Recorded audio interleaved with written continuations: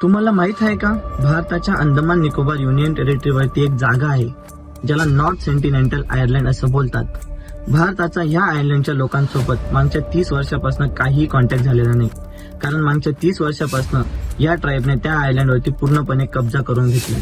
मुळात हे ट्राईब बाहेरच्या लोकांना त्या आयर्लंडवरती येऊच देत नाही आणि कोणाशी कॉन्टॅक्टही करत नाही.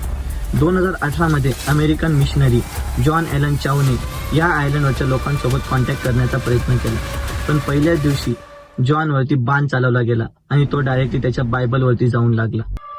आणि जॉनला त्यांच्या कोड लँग्वेजमध्ये समजावलं गेलं की तू हे आयर्लंड सोडून लवकरात लवकर इथनं निघून जा. पण जॉन जिद्दीने आणि चिकाटीने पुन्हा त्या आयर्लंडवरती गेला, पण त्या बदल्यामध्ये त्या ट्राईबने जॉनला मारून तिथंच गाडून टाकले. असंच 1991 मध्ये भारताचे अँथ्रोपॉलॉजिस्ट टी.एन. पंडित यांनी या ट्राईब सोबत कॉन्टॅक्ट करण्याचा प्रयत्न केला. तेव्हाही समुद्राच्या मधोमधच त्यांची मीटिंग झाली, तेव्हाही या ट्राईबने त्यांना त्यांच्या आयलंडवरती येऊ दिले नाही.